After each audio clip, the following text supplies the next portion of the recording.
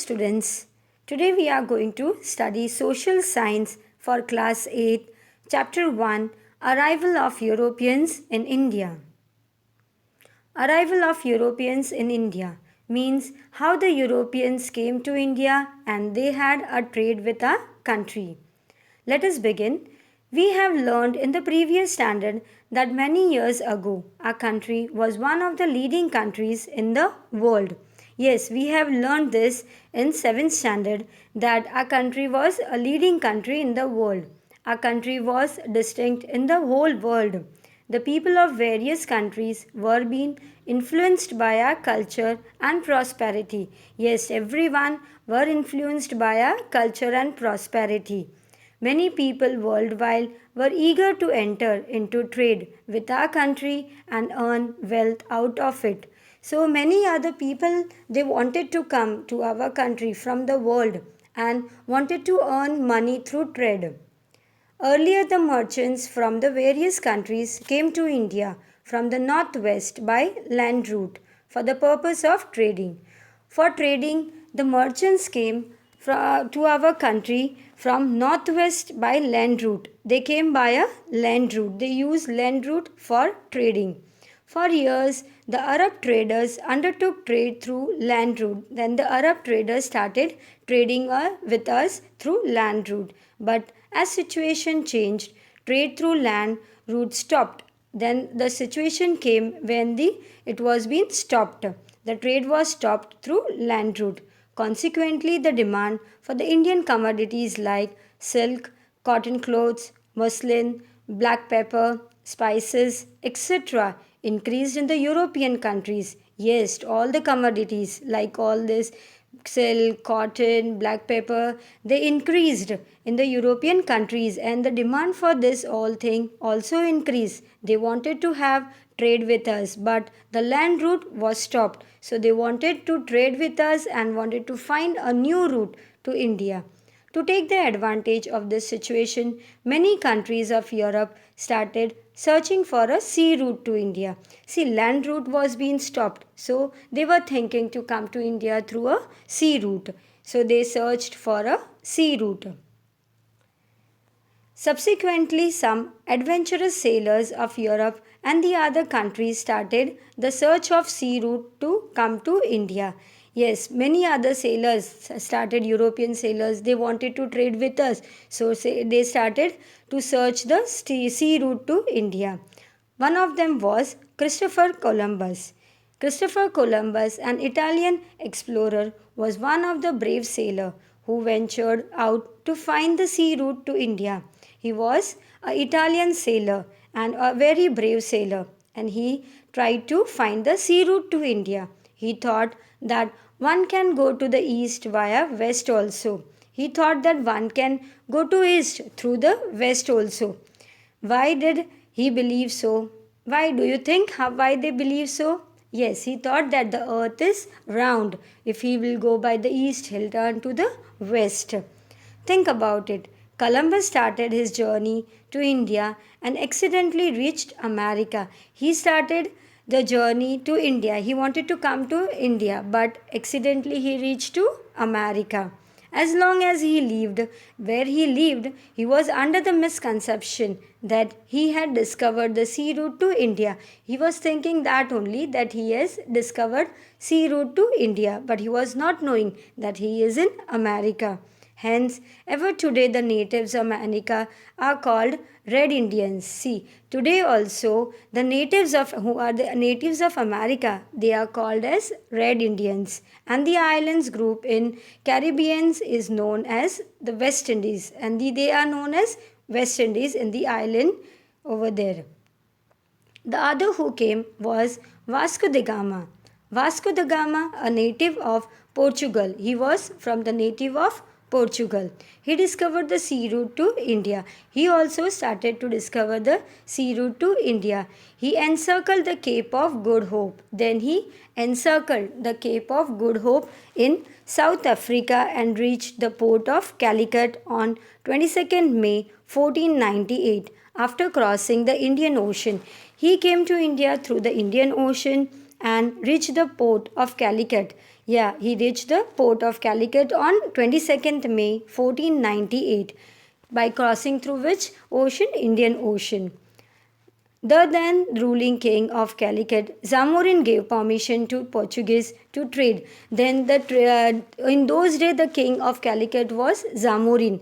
Yeah, he gave the grand welcome to Vasco da Gama, and he told, and he gave his all crew member also invited to over there. So in this way the Portuguese started to trade with India. The Portuguese established a fort in Calicut for trade in 1500 CE. So they established a trade in the fort of Calicut in the year 1500 CE.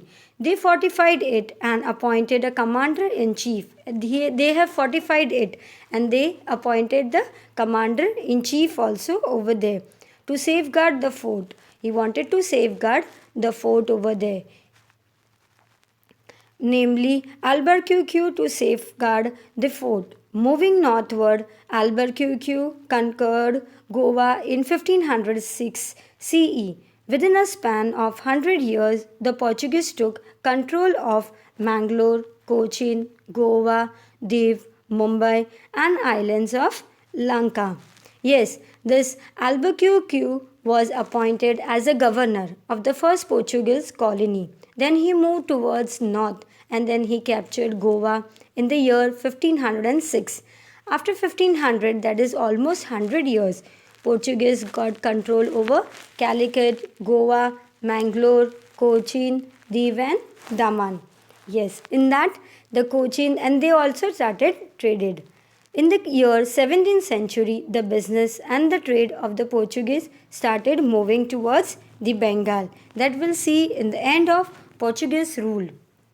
In the beginning of 17th century, the Portuguese expanded their trade to Bengal. Then in the 17th century, this Portuguese people, they started to extend their trade to Bengal. At this time, the Mughal Emperor Shah Jahan ruled India from Delhi. At that time, Mughal Emperor Shah Jahan was ruling India. Yes, and was a ruling of Delhi. The provisions of Bengal complained against the behavior of this Shah Jahan. The Subedar of Bengal complained to Shah Jahan about the behavior of the Portuguese. Thus, the fort of Hooghly was demolished and the fort was demolished and the ships were burned as per the order of emperor. Due to the emperor's order, everything was demolished and the ships were burned. In this way, the Portuguese rule came to an end with the exception of the territories of Diu, Daman and Goa. Then the Shah Jahan ordered to destroy the Portugal fort at the bank of the river Hooghly and the ships were ablaze. Slowly the Portugal kingdom came to an end and the control of the Portugal remained limited to the cities like Diu, Daman and Goa. The Dutch. After 100 years of the arrival of Portuguese at the end of 16th century, the Dutch of Holland, now the Netherlands, came to India for trading. Initially they established fort at Pulicat and Madras, now Chennai. They also established a trading center at Agra in the year 1663. Meanwhile, the British also arrived in India. The Dutch could not withstand the competition against the British. Yes, the Dutch of Holland, they followed the Portuguese to India in the late 16th century. Yes, the Dutch also established their colonies where in Pulicat and in Madras. Madras, the name what? Chennai. At present it is being known as, and the Agra in 1663. After the arrival of Britishers, the Britishers came to India. The Dutch could not sustain themselves in India. Now we'll move ahead to the Britishers' interest in India. During the reign of Queen Elizabeth of England in the year 1600 CE, the British established the East India Company. This company belonged to merchants who wanted to increase their wealth by undertaking trade with India. Yes, during the reign of Queen Elizabeth, she was from England. The British East India Company was established, yes, to the England in 1600. This establishment desired to prosper by trading with India. and they started trading with India. The first ship of British arrived at the port of Surat. Yes, in the year 1608 CE, Captain W. Hawkins, the captain of the ship, was the first British to set foot in India. He met Jahangir but did not get his permission to trade. See, the first ship that came to India was the port of Surat in the year 1600. From there, it came first to India, the Britishers. Captain W. Hawkin, who was the captain of the ship, was a British who set foot in India first. He came first in India. He kept his foot first in India. He met Jahangir. First of all, he met Jahangir but did not get his permission to trade. Jahangir did not allow him to trade with our country. Thereafter, Sir Thomas Rao arrived in India. Then came Sir Thomas Rao, who acquired the permission to establish a trading center in Surat. Then Thomas Rao, he got the permission to establish a trade with our country in Surat. Later, Delhi went in the hands of Shah Jahan. Later on, the Delhi went in the hands of Shah Jahan. Shah Jahan gave permission to Britishers to carry out trade in Bengal. See, in this Hawkin met Jahangir, but he was not been given right to trade in Surat. Then after came Sir Thomas Rao, assumed it. Thus the Surat became the first British colony at that time. And when the Shah Jahan came to the power in Delhi, was in the hand of Shah Jahan. He gave British the permission to trade with India in Bengal. Now we'll move to the French. The French established the French East India Company. See, like British established the East India Company, in the same way the French established the French East India Company in the year 1664 CE. They established factories in Surat, Machilipatnam and Puducherry, that is known as Pondicherry. The head of the French company was Joseph Francois Dupleix. Yes, who was the head of the French company? Joseph Francois Dupleix, who had the desire to expand the European rule in India. He wanted to expand his rule in India. The European rule, he wanted a control in India and have a trade with the Indian companies. Thus, the French and the British stood in competition. With this, the French came, the French and the British, they both were in the competition against each other.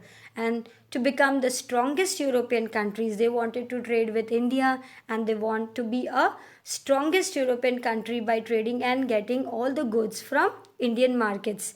There were innumerable disputes and battles. They fought many battles between themselves and finally the British emerged as a winner. And in this battle between the French and the British emerged as a winner. However, the French retained their control over the trading centers of Pondicherry. Yes, and they French retained their control over the trading centers where the Pondicherry, Mahe and Chandranagar. Now we'll stop over here. In the next video, we'll learn about the other British trade in Bengal and other thing. Thank you.